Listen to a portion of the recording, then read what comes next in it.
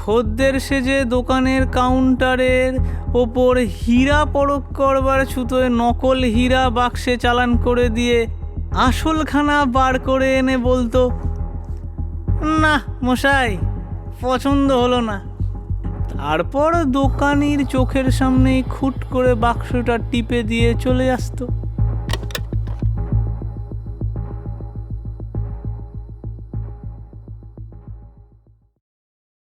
Roll sound, rolling.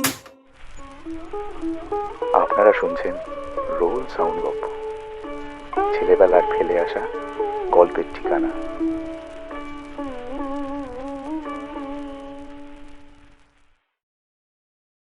গপ্প শুরু করার আগে একটি ছোট্ট কথা। রোল সাউন্ড গপ্পর এই যাত্রা আপনাদের জন্যই এতদূর এসেছে। যদি আমাদের কাজ আপনাদের ভালো লাগে তাহলে আপনারা জয়েন বাটনে ক্লিক করে চ্যানেলের মেম্বারশিপ নিতে পারেন, বা সুপার থ্যাঙ্কস বাটনে ক্লিক করে আমাদের দিকে সহযোগিতার হাত বাড়িয়ে দিতে পারেন। মেম্বারদের জন্য থাকছে আগাম এপিসোড, এক্সক্লুসিভ গল্প আর বিশেষ মেম্বার্স অনলি লাইভ সেশন। আপনাদের এই ছোট্ট সাহায্য কিন্তু আমাদের আরও ভালো ভালো গল্প নিয়ে আসতে অনুপ্রাণিত করবে।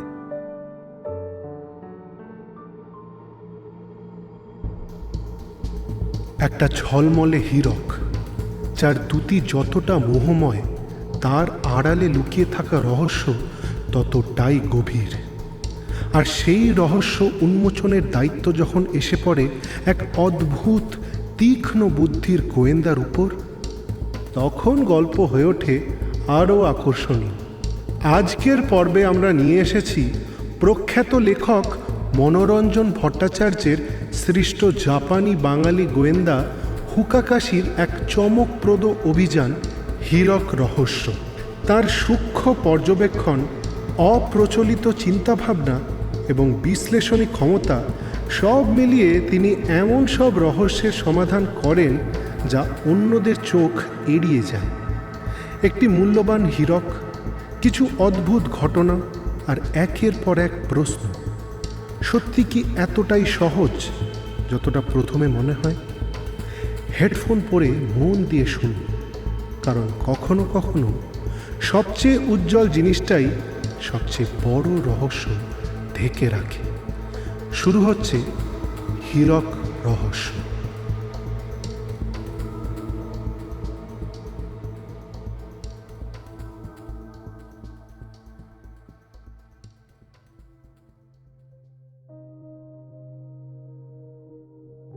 বেলা তখন আন্দাজ 1টা। খাওয়া দাওয়ার পর হুকাকাশি বাইরের ঘরে বসে খবরের কাগজ পড়ছিলেন। এমন সময় বেয়ারা অমৃত একখানা ভিজিটিং কার্ড এনে উপস্থিত করল। একবার সেদিকে তাকিয়ে তিনি দেখলেন নামটা অচেনা। সঙ্গে করে ভেতরে নিয়ে এসো বলে খবরের কাগজখানা তিনি একপাশে সরিয়ে রাখলেন। একটু পরেই প্রৌঢ় বয়সী যে বাঙালি ভদ্রলোকটি ভিতরে ঢুকে হুকাকাশিকে অভিবাদন জানালেন, তার পানে মুহূর্তকাল তাকে নির্নিমেষে তাকিয়ে থাকতে হলো। বাস্তবিকই কার্ডে লেখা নামটা আগে থেকে দেখা না থাকলে ইনি যে বাঙালি তা বুঝতে হুকাকাশির মতো লোকেরও কষ্ট হতো। প্রায় সাহেবের মতোই ধবধবে রং, পা থেকে গলা পর্যন্ত নিখুঁত সাহেবী পোশাক, চলবার এবং কথা বলবার ভঙ্গিটি পর্যন্ত সাহেবী ধরনের। ভদ্রলোকের মুখখানা কিন্তু বড়ই মলিন, চোখে দুশ্চিন্তার স্পষ্ট ছাপ রয়েছে। আগন্তুকটি প্রথম আলাপ শুরু করলেন, বললেন, আমাকে আপনি চিনতে পারবেন না, কিন্তু আমাদের ফার্মটার নাম সম্ভবত আপনি শুনেছেন। কোন ফার্ম? হুকাকাশি প্রশ্ন করলেন। Sen and Sarkar limited jewellers. হ্যাঁ, এ নাম হুকাকাশি শুনেছেন বটে। সাধারণত জুয়েলার বা মণিকার বলতে যা বোঝায় এরা তা থেকে একটু স্বতন্ত্র রকমের।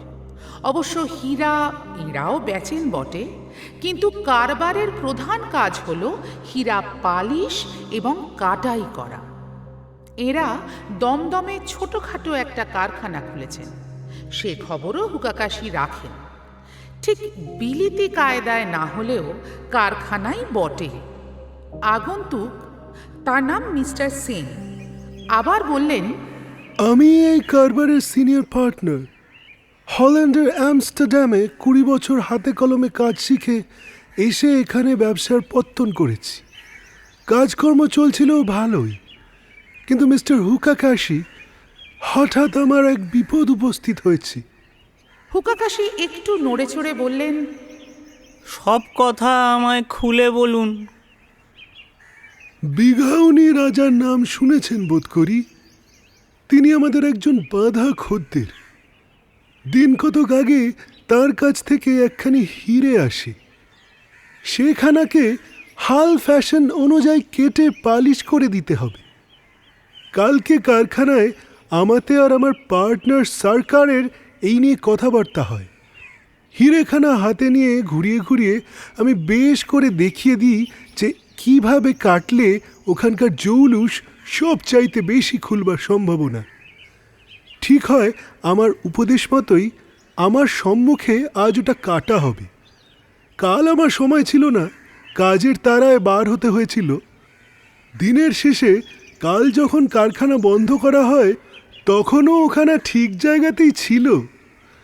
তারপর হীরার কেস বন্ধ করে চাবি দেওয়া হলো, কিন্তু আজ কারখানায় এসে দেখতে পেলাম কেসে হিরেখানা নেই, তার খোলটা খালি পড়ে রয়েছে। অর্থাৎ রাত্রির বেলায় হীরাটি চুরি গেছে। অথচ কিভাবে যে হিরে চুরি যেতে পারে আকাশ পাতাল ভেবেও আমরা তার কোনো কুল কিনারা পাচ্ছি না। সমস্ত কারখানাটির একটি বর্ণনা দিলেই ব্যাপারটা আপনি বুঝতে পারবেন। যে প্রকাণ্ড হলঘরটাতে আমাদের কাজ হয়, হিরে থাকে, সেটা থেকে বাইরে বেরোবার একটি মাত্র দরজা। সারা ঘরে আর দ্বিতীয় দরজা নেই। ল্যাচ কি দিয়ে সে দরজা খোলা হয়, বন্ধও হয় সেইভাবেই। আমার আর মিস্টার সরকারের হাতেই শুধু তার চাবি, আর কারো হাতে সে চাবি কখনোই পৌঁছতে পারে না। দরজার পরেই বাইরে শক্ত লোহার কোল্যাপসেবল গেট, তারও চাবি শুধুমাত্র আমাদের দুজনের কাছেই। কারখানা ছুটি হলে প্রত্যহ আমি নিজে হাতে প্রথমে ভেতরের দরজা, তারপর কোল্যাপসেবল গেট বন্ধ করে দিই। হলের ভেতর আলো আসবার জন্য অনেকগুলি জানালা অবশ্য রাখতে হয়েছে, তবে সেগুলো মানুষের নাগালের অনেকখানি উঁচু। সবগুলো জানালাতেই প্রথমত মোটা মোটা লোহার শিক, আর তার উপর আগাগোড়া মিহি তারের জালে ছাওয়া। মাছিটিরও গলবার জন্যে জানালার পাল্লা আগাগোড়া লোহার। কাজ বন্ধ হয়ে গেলে ভেতর থেকে সেগুলো এঁটে দেওয়া হয়। ঘরের ভিতর কাজ চলবার সময় যেসব আবর্জনা জঞ্জালের সৃষ্টি হবে তা পর্যন্ত একটু নড়চড় হবার উপায় নেই। হলের সঙ্গে লাগানো চৌবাচ্চার মাপের প্রকাণ্ড উঁচু আর একটা ঘর আছে। শুধু একটা নর্দমা দিয়েই হল ঘরের সঙ্গে তার যোগাযোগ। এটাকে আমরা বলি চৌবাচ্চা ঘর। ওই নর্দমা পথে সমস্ত জঞ্জাল চৌবাচ্চা ঘরে এসে জড়ো হয়। এই চৌবাচ্চা ঘরে ঢুকবারও শুধু একটি মাত্র দরজা। চাবি থাকে কেবল আমার আর মিস্টার সরকারের কাছে। আমরা দুজনা ছাড়া এ ঘরে অন্য কারো ঢুকবারই হুকুম নেই। রোজ বিকেল 5টায় কারখানা বন্ধ হলে আমি এসে জঞ্জালগুলো পরীক্ষা করে দেখে আবার বন্ধ করে চলে যাই। হল ঘরে তবুও জানালা রয়েছে, এখানে তো সেই বালাইও নেই। থাকবার মধ্যে আছে কেবল বাতাস প্রবেশ করার জন্য ছাতের কাছাকাছি দেওয়ালের গায়ে দুটো ছোট ছোট ফোঁকর। মোটা শিক সেখানেও এমনিভাবে বসানো যে মানুষের সাধ্য কি সেখানে কোনো রকম দন্তস্ফুট করে। মেঝের উপর থেকে চৌবাচ্চা ঘরের ছাদ 14 ফুট। দিনরাত বন্দুক কাঁধে বরকন্দাজ পাহারা দিচ্ছে একজন চৌবাচ্চা ঘরের কাছে, একজন ঠিক তার উল্টো দিকে। একতলায় কারখানা, দোতলায় আমার কোয়ার্টার। আজ বেলা 10টায় কারখানা খোলবার সময় বরাবরকার মতোই বিশেষ লক্ষ্য করে গেছি। দরজা জানালাও কোথাও এতটুকু আঁচড়ের দাগও নেই। হীরের কেসগুলো দিব্যি তালা বন্ধই আছে। কাজেই কিভাবে যে হিরেখানা খোয়া যেতে পারে তা বাস্তবিকই একটা প্রকাণ্ড রহস্য। আপনি হয়তো বলবেন, কাজ করাবার সময় কারিগরদের ভিতরেই কেউ হয়তো এই দুষ্কর্মটি করেছে, কিন্তু আমি আপনাকে বলছি মিস্টার হুকাকাশি, তা একেবারেই অসম্ভব। অসম্ভব এই জন্য যে আমাদের ওখানকার নিয়মই হলো যে এই একবার কাজের ঘরে ঢুকলে কারখানা বন্ধ হওয়ার আগে আর কেউ সে ঘর থেকে বাইরে আসতে পারবে না। টিফিনের সময়ও জলখাবার খেতে হবে ওই ঘরের ভিতরে। যার যা খেতে অভিরুচি বাড়ি থেকে সঙ্গে নিয়ে আসতে পারে সে। ঘরের একপাশে কাঠের পার্টিশন দিয়ে জলের কল, বাথরুম সমস্তই করে রাখা হয়েছে। বাইরে আসবার কোনো দরকারই নেই। কাজের ঘন্টা বাজবার সঙ্গে সঙ্গে ঘরের একমাত্র ভিতর দরজাটা আমরা বন্ধ করে দিই, আর সেই বন্ধ দরজার এপাশে সারাক্ষণ একটা দারোয়ান মোতায়েন থাকে। মিস্টার সরকার এবং আমি ছাড়া সারাদিনে ও ঘরে আর কোনো প্রাণীর ঢোকবার উপায়ও নেই, হুকুমও নেই। তারপর ছুটির ঘন্টা বেজে গেলে কারিগরদের একে একে দরজার সামনে আনা হয়। তন্ন তন্ন করে তাদের দেহ তল্লাশি করে তবে আমি ফটকের বাইরে যেতে দিই। 20 বছর আমস্টারডামে চাকরি করে এসেছি। হিরে সরিয়ে নেবার যত রকম সম্ভব অসম্ভব ফন্দি ফিকির আছে, কোনোটাই আমার জানতে বাকি নেই। আপনি নিশ্চিন্ত থাকতে পারেন, আমার চোখে ধুলো দিয়ে কেউ যে সরে যেতে পারেনি এ কথা ধ্রুব সত্য। আর তাছাড়া তার তো প্রত্যক্ষ প্রমাণই রয়েছে। দিনের শেষে কেস বন্ধ করার সময় হিরে তো কেসেই ছিল দেখা গেছে। এক ভৌতিক কাণ্ড ছাড়া এ রহস্যের তো আর কোনো সমাধানই আমি দেখতে পাচ্ছি না। অথচ সময় মতো রাজা বাহাদুরকে তার হিরে ফিরিয়ে দিতে না পারলে আমাদের দশা কি হবে একবার ভেবেই দেখুন আপনি। ভদ্রলোক হাতের তেলোর ওপর কপালের ভর রেখে ম্রিয়মানভাবে মেঝের দিকে তাকিয়ে থাকলেন। হুকাকাশি ধীরে ধীরে একটি নস্যি নিয়ে বললেন, হীরা চুরির ব্যাপারটা আজকাল কলকাতায় একটু সংক্রামক হয়ে দেখা দিয়েছে দেখতে পাচ্ছি। শুধু আপনি নন, আরও 2-1 মণিকার এ বিষয়ে আমার পরামর্শ চেয়ে পাঠিয়েছেন। আচ্ছা, আপনি এখন দমদমে ফিরে যান, ঘণ্টাখানেক বাদেই আমি আসছি। মিস্টার সেন গিয়ে মোটরে উঠতেই হুকাকাশি টেলিফোনের রিসিভারটা তুলে নিলেন। হ্যালো, কে? রণজিৎ বাবু, ভারী ইন্টারেস্টিং আর একটা হীরা চুরির কেস। হ্যাঁ, এবারে দমদমের সেন অ্যান্ড সরকার কোম্পানি থেকে। হাতে সময় আছে? একবারটি যেতে পারবেন আমার সঙ্গে ওখানে? আধ ঘন্টার মধ্যেই আসছেন? আচ্ছা, আমি তাহলে তৈরি হয়ে থাকি। যথাসময়ে রণজিৎকে সঙ্গে করে হুকাকাশি দমদমের সেন অ্যান্ড সরকারের কারখানায় এসে উপস্থিত হলেন। মিস্টার সেন ফটকের সামনেই অপেক্ষা করছিলেন। অল্প পরে মিস্টার সরকারও এসে জুটলেন। হুকাকাশি বললেন, সময় নষ্ট না করে প্রথমেই চলুন অকুস্থানে যাওয়া যাক, মানে যেখান থেকে হীরাখানা অদৃশ্য হয়ে গেছে সেখানে। দরজা খোলা হলো। চারজনেই প্রকাণ্ড হলটার ভিতরে এসে ঢুকলেন। সেই সময়টা টিফিনের। কারিগরেরা কাজকর্ম ছেড়ে ঘরের মধ্যেই যে যা টিফিন খেতে বসে গেছে।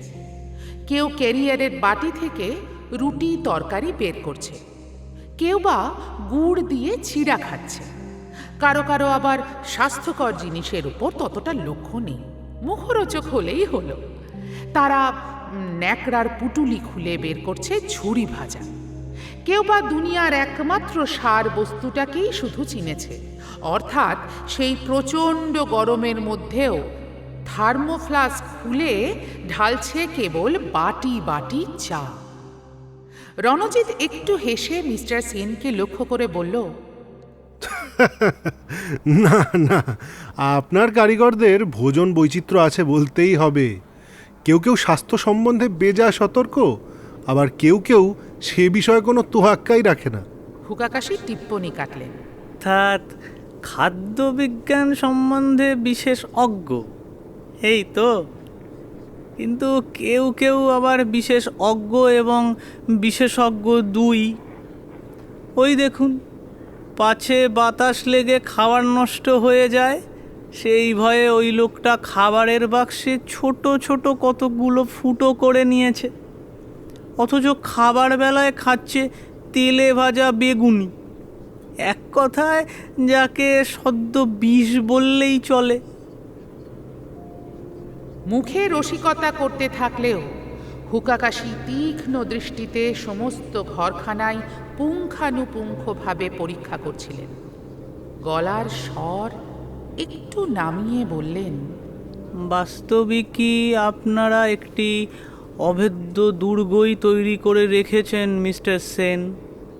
কোনো বাইরের লোকের পক্ষে এখানে ঢুকে কোনো কিছু সরিয়ে নেওয়া যেমন অসম্ভব, তেমন ভেতর থেকেও যে কোনো লোকের পক্ষেই বাইরে কোনো জিনিস চালান দেওয়াও দুঃসাধ্য ব্যাপার।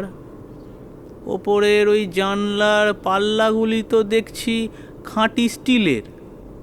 কাজ বন্ধ হয়ে গেলে নিশ্চয়ই ওগুলোকে ভেতর থেকে এঁটে দেওয়া হয়। এইগুলোই বুঝি হীরার কেস? আজ্ঞে হ্যাঁ, এগুলোই খাঁটি স্টিলের তৈরি। কেসের ভিতর প্রত্যেকটি হীরের জন্য আলাদা আলাদা খোপ আছে, গায়ে নাম্বার আটা। এখন কাজ চলছে তাই কেসের ডালা খোলা। মিস্টার সরকার এগুলোর কাছাকাছিই থাকেন। ছুটির সময় প্রত্যেকটি খোপে হিরে আছে কিনা দেখে নিয়ে ডালা বন্ধ করে চাবি এঁটে দেবেন। তার মানে লোহার সিন্দুকের মধ্যেই এগুলো রাখা হলো। বুঝেছি। এখন চলুন পার্টিশনটার ওধারটা একবার দেখে আসা যাক। বাহ, এদিকেও তো দেখছি আপনাদের সতর্কতার সীমা নেই, একেবারে দুর্গ। পার্টিশনের এধারে এসে হুকাকাশি হঠাৎ জিজ্ঞাসা করে বসলেন, আপনার কারিগরেরা কি মাঝে মাঝে খিচুড়ি দিয়েও টিফিন করে নাকি মিস্টার সেন? খিচুড়ি? কই, দেখিনি তো কখনো। তা খেতেই পারে, আশ্চর্য কি। আমি কিন্তু রান্না করা খিচুড়ির কথা বলছি না, কাঁচা খিচুড়ি। কাঁচা খিচুড়ি? সে আবার কি? নইলে এগুলো এখানে এলো কোত্থেকে? এই দেখুন। বলে তিনি গুটি কয়েক ডাল এবং চাল মেঝে থেকে তুলে মিস্টার সেনের হাতে দিলেন। এগুলির দিকে কিন্তু আর কারোরই নজর পড়েনি। সেন এবং সরকার পরস্পরের দিকে তাকিয়ে মুখ চাওয়াচাই করতে লাগলেন। ব্যাপারটা তাদের কিছুই বোধগম্য হলো না। কিন্তু হুকাকাশির আর তখন সেদিকে ভ্রুক্ষেপ নাই। একখানা ম্যাগনিফাইং গ্লাসের সাহায্যে তখন তিনি ঘরের মধ্যে পরীক্ষা করতে বসে গেছেন। পরীক্ষা করতে করতে হঠাৎ রণজিৎকে উদ্দেশ্য করে বললেন, দেখুন তো রণজিৎ বাবু, মেঝের ওপর ছড়ানো এগুলো কি? রণজিৎ খানিকটা দেখে নিয়ে বলল, এ তো দেখছি বালি। হুম, কিন্তু সাধারণ বালি নয় নিশ্চয়ই। না না, হাতে করে অত জোরে রগড়াবেন না, কীরকম খড়খড়ে দেখছেন তো, হাত ছড়ে যাবে যে। মিস্টার সেনের কৌতূহল হয়েছিল। হাতে করে জিনিসটা তুলে নিয়ে বললেন, এ তো দেখছি কাঁচের গুঁড়ো। কারখানায় এ জিনিস আনলে কে? হুকাকাশি বললেন, আমার এদিকটা দেখা হয়ে গেছে, আর কোনো জায়গা যদি দেখাবার থাকে তো চলুন মিস্টার সেন। আর কোন জায়গা? সবই যখন দেখা হলো তখন আপনাদের চৌবাচ্চা ঘরটাই বা বাদ যায় কেন? চলুন, ওটাও দেখে আসি। হল থেকে বের হয়ে সকলে চৌবাচ্চা ঘরের দরজার সামনে এসে দাঁড়ালো। মিস্টার সেন পকেট থেকে চাবি বের করে দরজাটি খুলে দিলেন। ভিতরে এত অল্প জায়গা যে 4 জন লোকের স্থান সংকুলান হওয়াই শক্ত, তার উপর আলোর অভাবও যথেষ্ট। মিস্টার সেন পকেট থেকে খুব দামি একটা টর্চ বের করে এধার ওধারে টর্চের তীব্র আলোক ফেলতে লাগলেন। এক কোণে ছোট্ট সাদা মতো কি একটু জিনিস দেখা গেল। আঙুলে করে সেটুকু তুলে এনে মিস্টার সেনকে হুকাকাশি জিজ্ঞাসা করলেন, দেখুন তো, এটা কি আপনাদের হীরা কাটার কোনো কাজে আসে? মিস্টার সেন 2 হাতে জিনিসটা একটু কাল নাড়াচাড়া করে বললেন, এ তো দেখছি তুলো, কিন্তু সাধারণ তুলো এ তো নয়, এ যে প্রায় রেশমের শামিল। এ আমাদের কারখানায় ঢুকলো কোত্থেকে? ঠিক বলেছেন। কাঁচের গুঁড়ো যেমন অসাধারণ, তুলো ঠিক তাই। বাজারে এ ধরনের তুলো আপনি কিনতে পাবেন না। চলুন এবারে যাওয়া যাক, আমার কাজ হয়ে গেছে। দরজা বন্ধ করতে করতে মিস্টার সেন জিজ্ঞাসা করলেন, ব্যাপারটা কি কিছু আজ করতে পারছেন? তা পারছি বই কি। 12 আনা রহস্যই পরিষ্কার হয়ে গেছে। বটে নাকি? মিস্টার সেন যেন আকাশ থেকে পড়লেন। পলকের জন্য আশার আলোকে তার সমস্ত মুখ ভরে উঠল। বললেন, মহারাজের হিরে তবে ফিরে পাওয়ার সম্ভাবনা আছে? তা নেই, এ কথাই বা বলি কি করে। কাল আর আমার দেখা হয়তো আপনি পাবেন না, তবে পরশু নাগাদ আমার কাছ থেকে একটা টেলিফোন আপনি আশা করতে পারেন।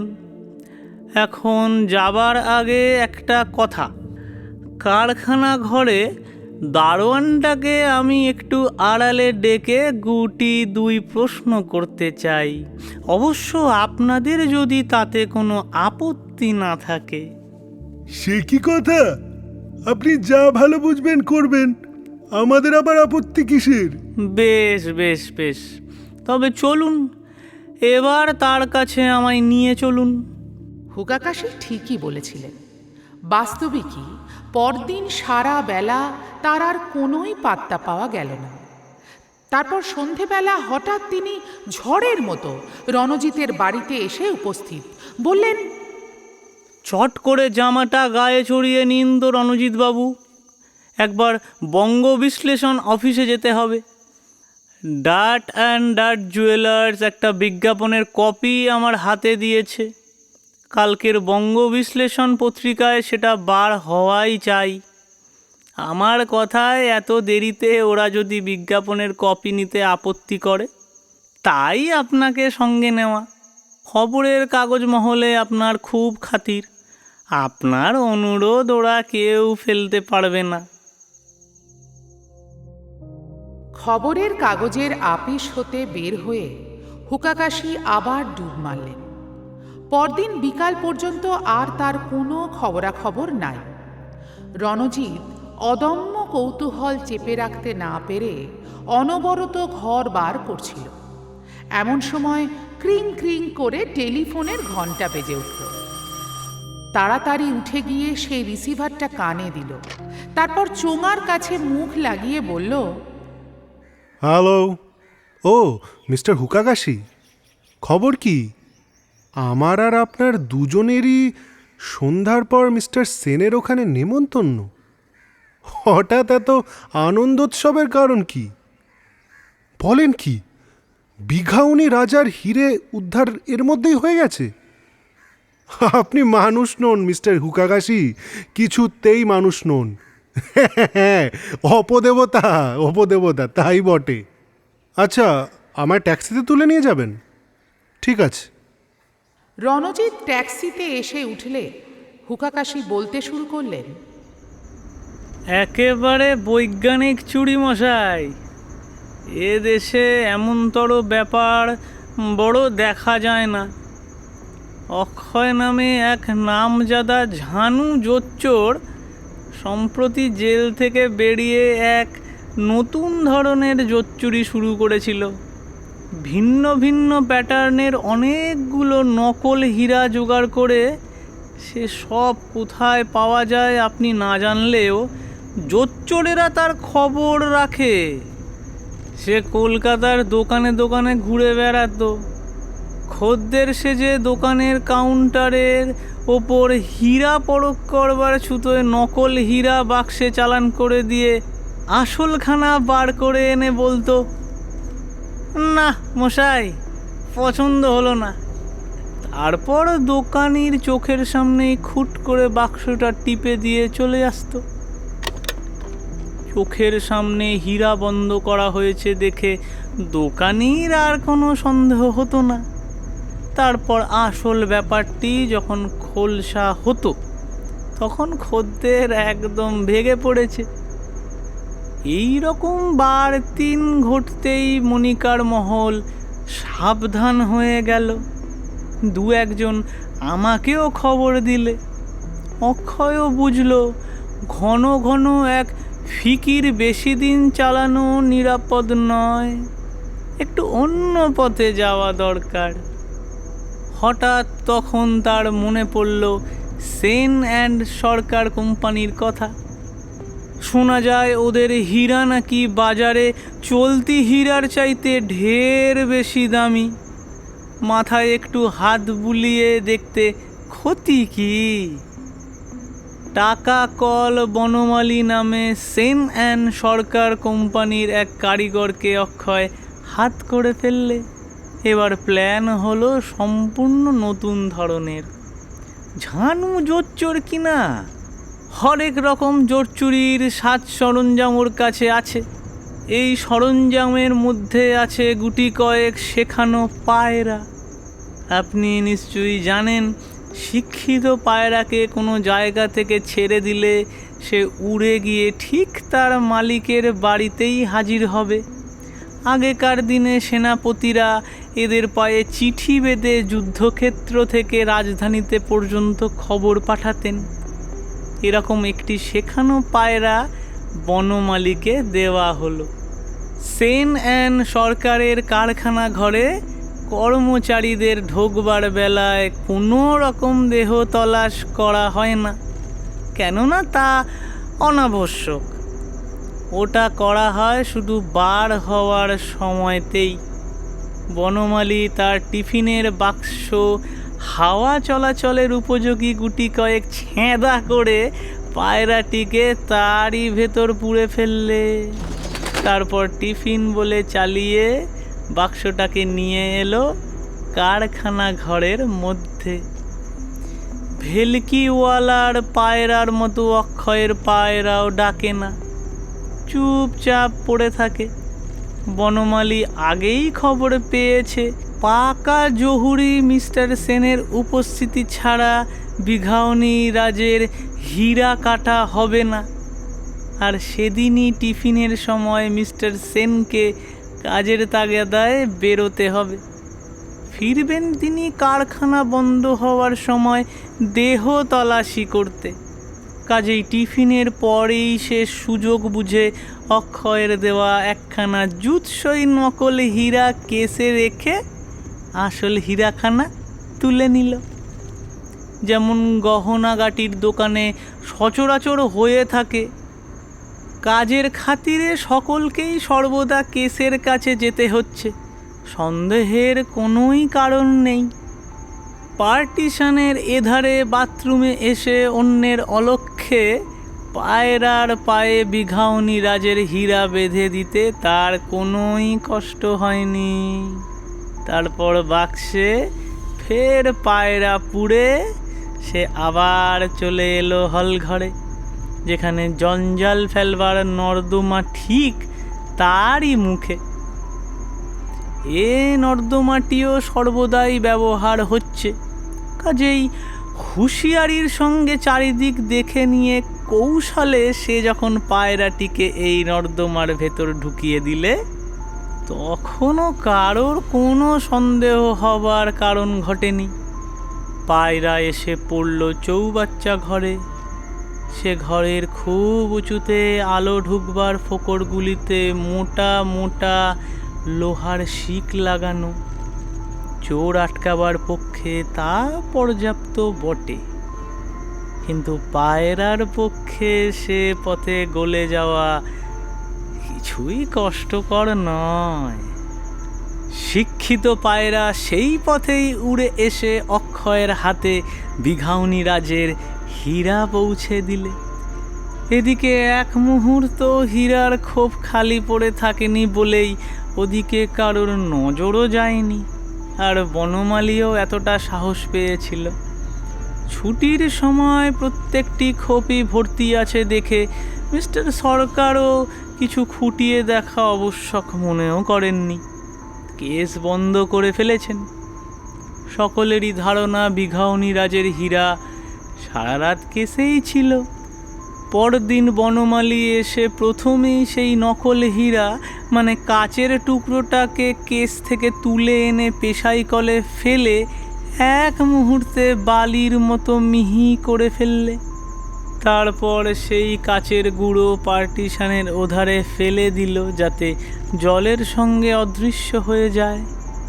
ভয়ে ভয়ে তাড়াতাড়িতে কাজ সারতে যাওয়ায় অল্প একটু গুঁড়ো কিন্তু মেঝেতে ছড়িয়ে পড়েছিল। নকল হীরাটাকে এভাবে নষ্ট করার অর্থ এই যে মিস্টার সেনের মনে দৃঢ় ধারণা জন্মাবে রাত্রিরেই বাইরের কোনো চোর এসে বিঘাউনি রাজের হীরাখানা আত্মসাৎ করেছে। ভেতরের কোনো কারিগরের এর সঙ্গে কোনো যোগাযোগ নেই, অর্থাৎ একদম উল্টো দিকে অনুসন্ধানের মুখটা ঘুরিয়ে দেওয়া। রণজিৎ অবাক হয়ে সমস্ত ঘটনা শুনছিল।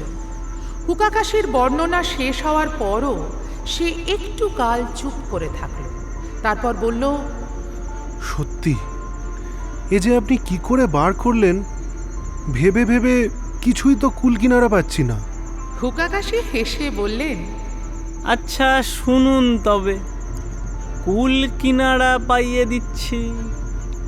সেন অ্যান্ড সরকার কোম্পানির কারখানায় এসে গোড়াতেই একটা জিনিস একদম পরিষ্কার হয়ে গেল।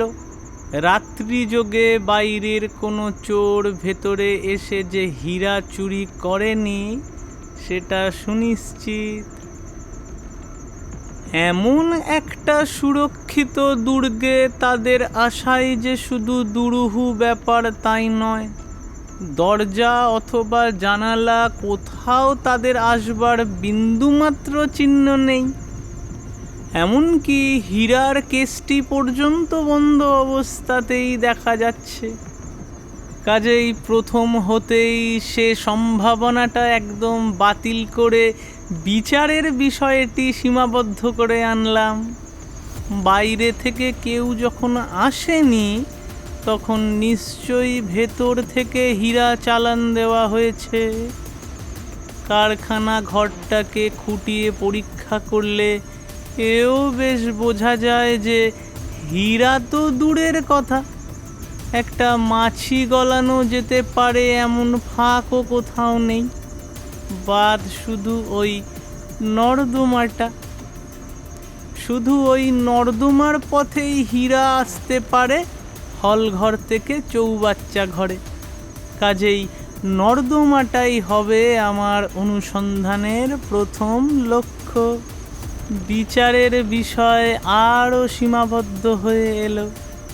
তারপর বিবেচ্য চৌবাচ্চা ঘরে মিস্টার সেন ভিন্ন আর কারো ঢোকবার উপায় নেই। কাজেই সেখান থেকে হীরাখানাকে ফের কোথাও চালান দিতে হলে তার একমাত্র পথ প্রায় 14 ফুট উঁচুতে আলো বাতাস ঢোকবার উদ্দেশ্যে লোহার শিক দেওয়া যে দুটো ফোকর রয়েছে তারই কোনো একটা। এ অবস্থায় এক ঘর থেকে অন্য ঘরে হীরা চালান দেওয়া কোনো লোকের পক্ষে শুধু নিজের চেষ্টায় অসম্ভব। হয় তাকে কোনো যন্ত্রের সাহায্য নিতে হবে, নতুবা কোনো জীবের। এতখানি বোধসম্পন্ন যন্ত্র থাকতে পারে বলে আমি নিজে বিশ্বাস করি না। কোনো সুস্থ মস্তিষ্কের লোকই বিশ্বাস করেন বলে আমার মনে হয় না। কাজেই সাহায্য নেওয়া হয়েছে নিশ্চয়ই কোনো জীবের। সে জীবটি এত ছোট হওয়া চাই যে একটা নর্দমার পথ দিয়ে অনায়াসে সে গলে যেতে পারে।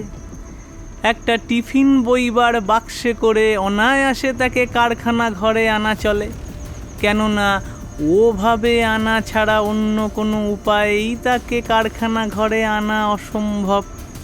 কাজেই অন্য সব চিন্তা ছেড়ে আমায় শুধু দেখতে হবে ঘরের কোথাও হেন কোনো জীবের কিছুমাত্র চিহ্ন পড়ে আছে কিনা।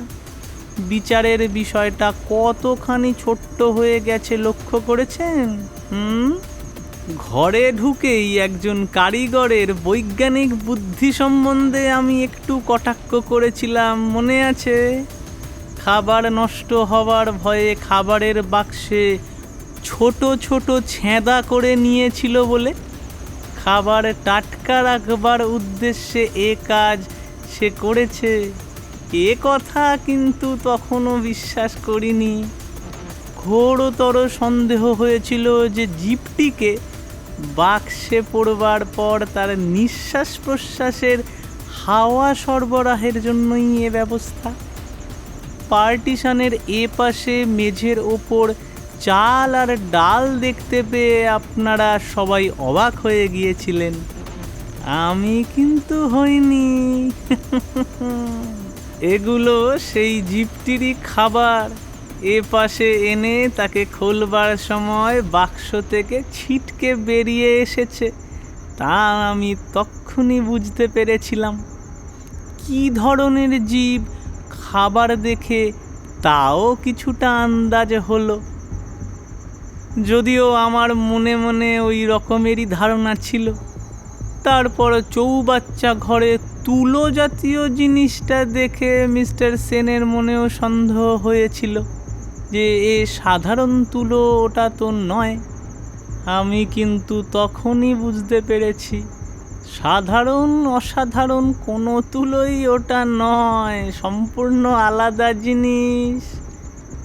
এটা সাদা পায়রার পালক।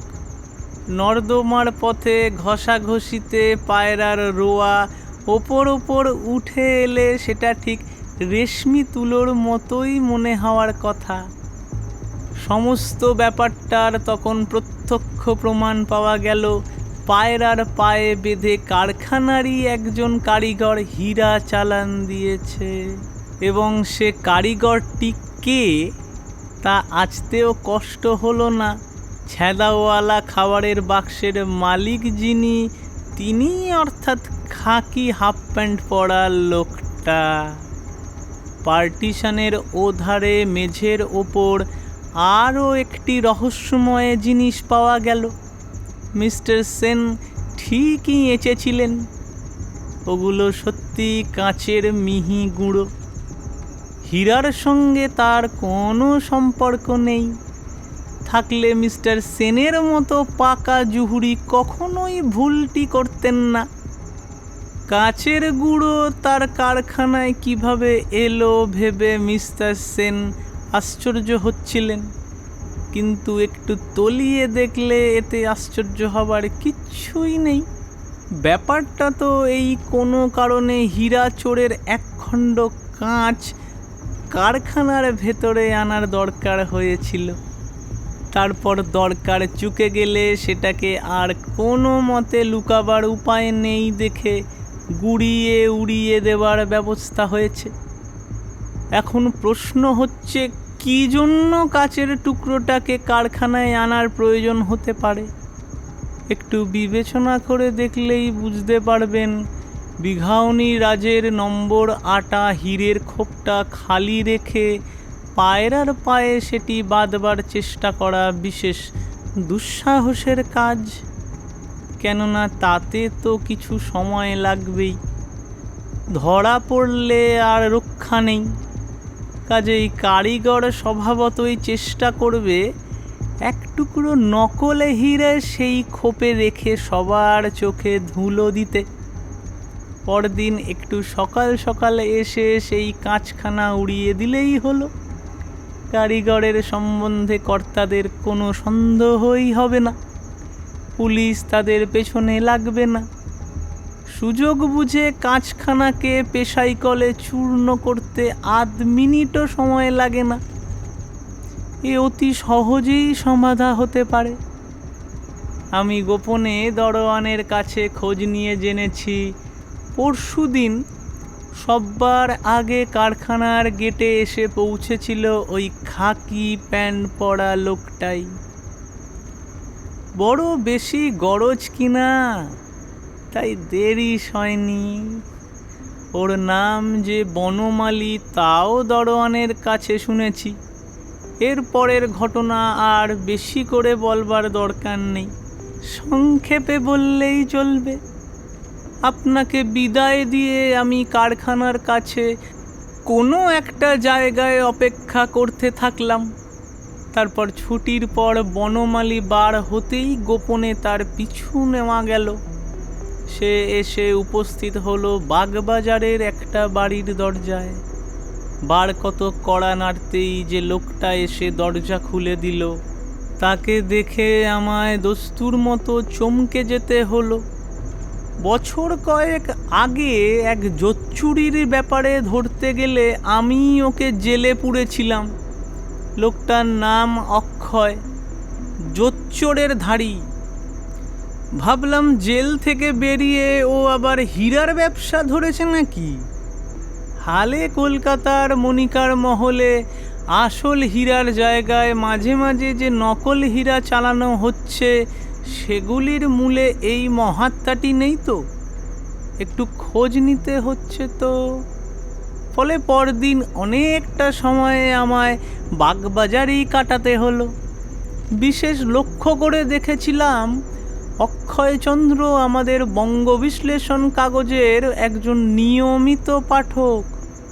আমার মক্কেল মেসার্স অ্যান্ড ডাট জনেলার্সের সঙ্গে পরামর্শ করে সেদিন তাদেরই নামে বঙ্গবিশ্লেষণ কাগজে একটা বিজ্ঞাপন বার করে দেওয়া গেল, কয়েকখানা হীরা তাদের ওখানে অল্প দামে বিক্রি হবে।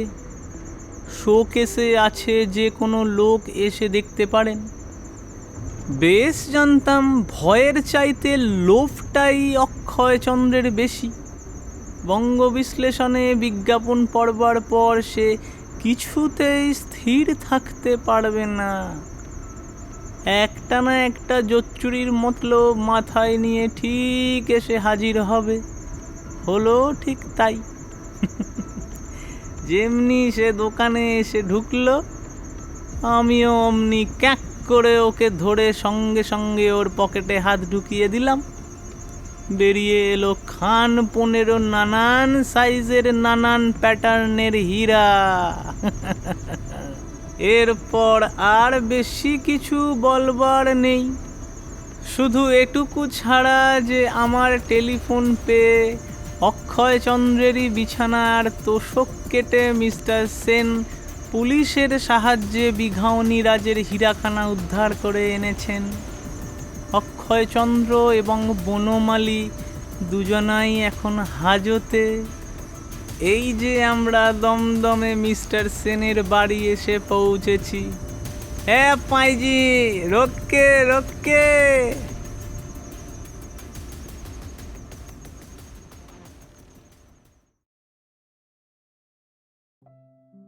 শেষ হলো আজকের গল্প। কণ্ঠে সম্মান রায়, সৌম্য মজুমদার, নভনীল ভট্টাচার্য এবং অর্পিতা দে। শব্দগ্রহণ স্বয়ং, শব্দ পরিকল্পনায় নভনীল ভট্টাচার্য, সামগ্রিক পর্ব পরিচালনায় সম্মান রায়। শুনতে থাকুন রোল সাউন্ড গপ্প।